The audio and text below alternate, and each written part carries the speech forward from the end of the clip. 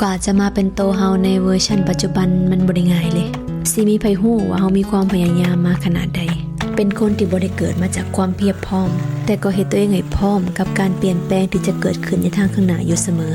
สิ่งที่พยายามมื้อนี้บ่มีไผเห็นแต่พวกเขาจะเห็นในมื้อที่มันสว่างแล้วเฮ็ดต่อไปถึงว่าสิบ่มีไผแนมมาก็ตามบ่ต้องรอให้พร้อมเพราะความพร้อมที่รอมันบ่มีอยู่จริงจะบ่รอให้ไผมาบอกให้เริ่มเพราะนี่มันคือชีวิตเฮาอย่าท่าแฮงบันดาลใจจากไผเพราะบ่มีไผจะมาฮู้ปัญหาของเฮาได้ลึกซึ้งเท่ากับตัวเฮาเองเฮามาเฮ็ดปัจจุบันเพื่ออนาคตกันดีกว่าทุกๆมื้อที่ได้ลงมือทำมันคือการบ่มตัวเองถึงสิบ่มีไผเห็นก็บ่ฟ้าวให้ผู้ใดแนมมาพัฒนาตัวเองไปเรื่อยๆจนกว่าจะมีคนบอกว่าชีวิตเฮาโคตรจะมาไกลหากได้ยินเสียงผ่านเข้ามาในหูว่าคนแบบเฮาบ่น่าจะเฮ็ดได้นั่นแหละคือเสียงของความท้าทายเสียงนี้เลยคือแรงบันดาลใจ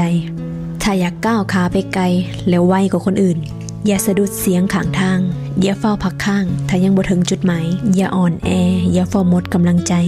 ถ้าสองมือยังเฮ็ดได้สองขายังก้าวไหวจงเฮ็ดต่อไปจนกว่าจะสำเร็จอย่าให้เสียงดังกว่าการกระทำบ่เฝ้าประกาศให้ไผฮู้ปล่อยให้ผลงานเป็นตัวนำทุกๆการลงมือทำที่เจ้าสั่งสมมามันจะตอบแทนเจ้าอย่างสาสมเมื่อถึงเวลาลงมือเฮ็ดอย่างเงียบๆและจงปล่อยให้ผลงานดังกว่าคำเว้าใส่ชีวิตในทุกมื้อให้มีความสุข